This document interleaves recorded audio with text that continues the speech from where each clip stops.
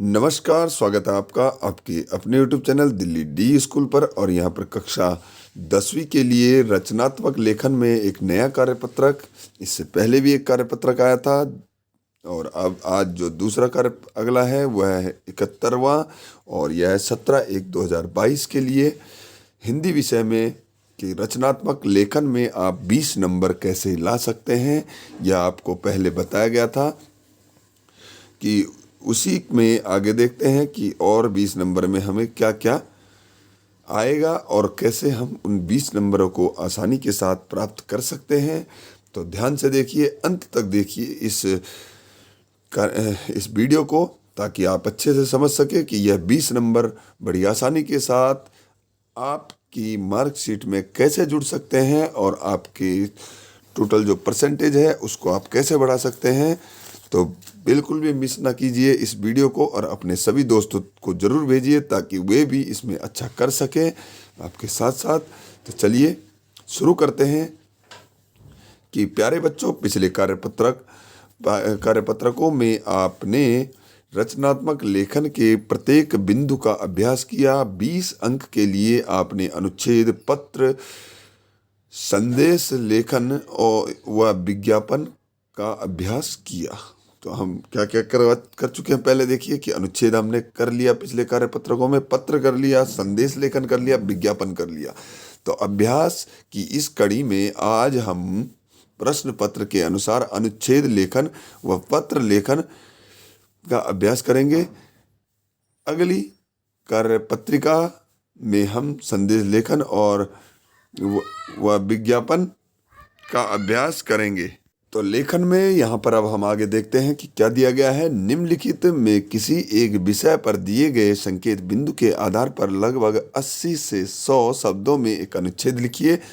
तो एक अनुच्छेद आपको लिखना है यहाँ पर। बढ़ती बेरोजगारी एक ज्वलंत समस्या, इस पर आपने एक निबंध लिखना है। तो इसमें क्या लिखना है आपको, देखिए आपको बिंदु वहाँ पर दिए जाएंगे और वे बिंदु हैं, पहला है भूमिका, पहला जो है भूमिका, दूसरा है समस्या का स्वरूप और प्रकार, कारण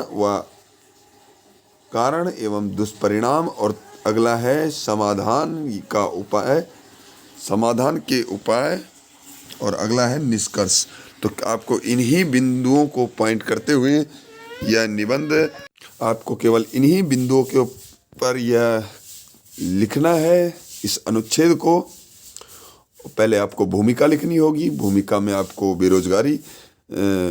बढ़ती बेरोजगारी पर एक छोटा सा अनुच्छेद कुछ पंक्तियों में लिखना होगा। उसके बाद समस्या का स्वरूप और प्रकार, उस समस्या का क्या स्वरूप है और उसका प्रकार किस किस तरह के प्रकार हैं उसके बाद कारण व दुष्परिणाम हो जाएंगे कि इसके क्या दुष्परिणाम पड़ते हैं और क्या कारण है कि बेरोजगारी फैल रही है।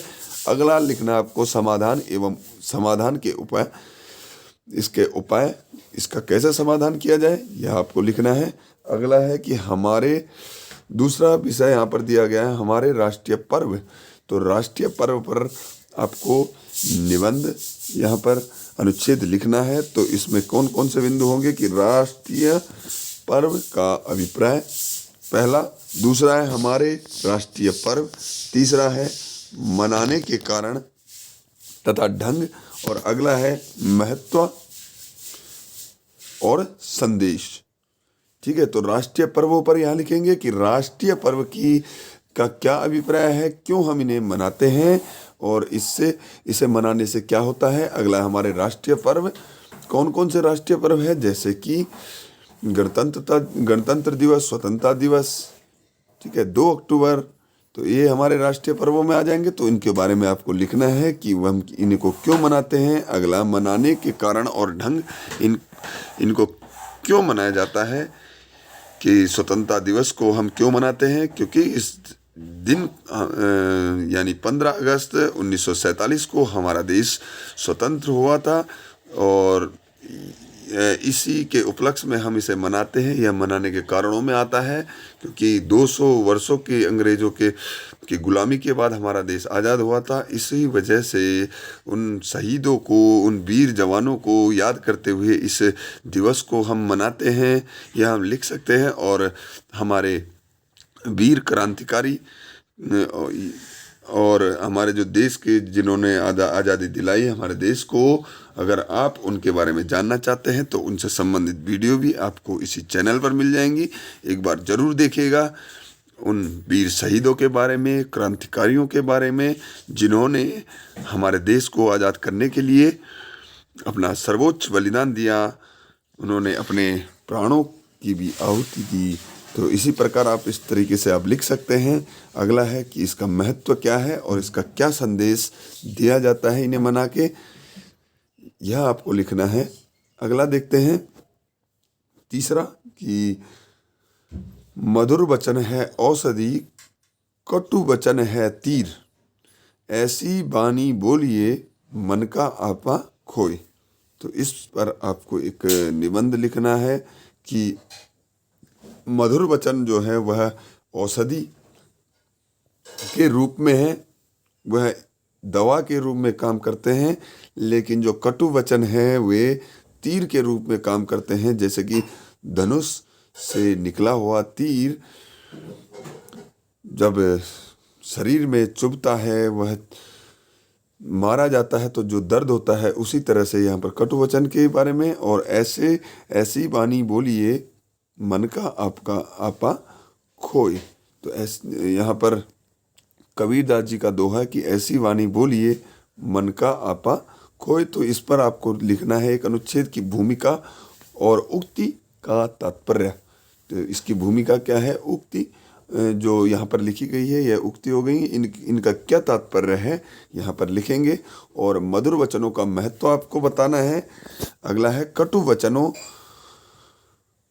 से हानियाँ, और जो कटु वचन होते हैं उनसे क्या हानियाँ हैं यह भी आपको बताना है। और अगला है उपसंहार। उपसंहार में आपको इसका पूरा निचोड़ लिखना है। अगला देखते हैं।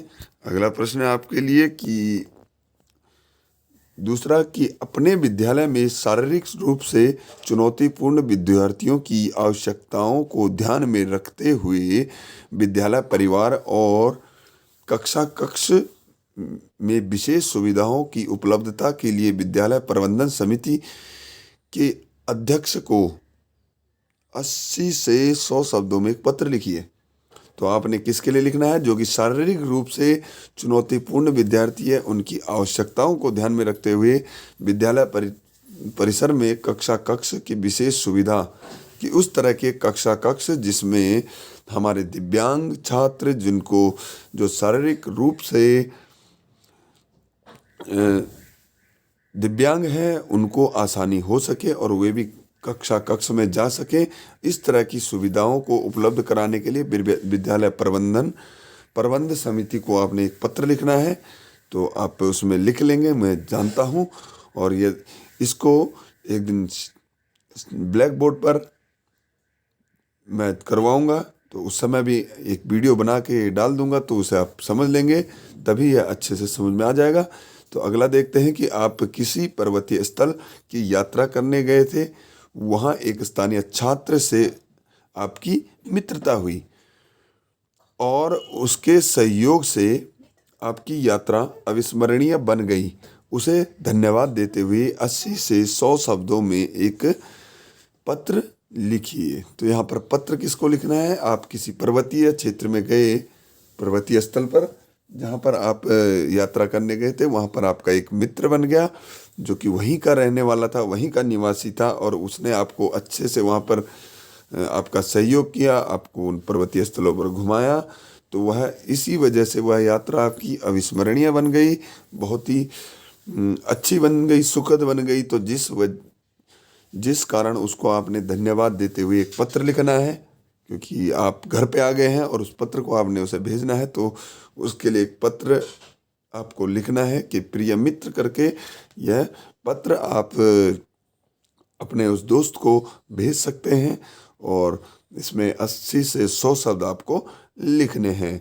तो यह पत्र आपके पास दोनों तरह के हो गए, औपचारिक और अनौपचारिक दोनों पत्र, और इनको भी आप कर लेंगे तो आपको आसानी के साथ 5 नंबर का यह पत्र आता है। ये 5 नंबर आपको आसानी से मिल जाएंगे। उम्मीद है कि यह कार्यपत्रक आपको अच्छे से समझ में आ गया होगा और आप इस तरह के विषयों पर आसानी से लिख सकते हैं और अपने 20 नंबर जो हैं वो आसानी से पक्के कर सकते हैं। तो इस बात का ध्यान रखें और ध्यान से इसे समझें। तो चलिए मिलते हैं अगली वीडियो में, तब तक के लिए नमस्कार, जय हिंद।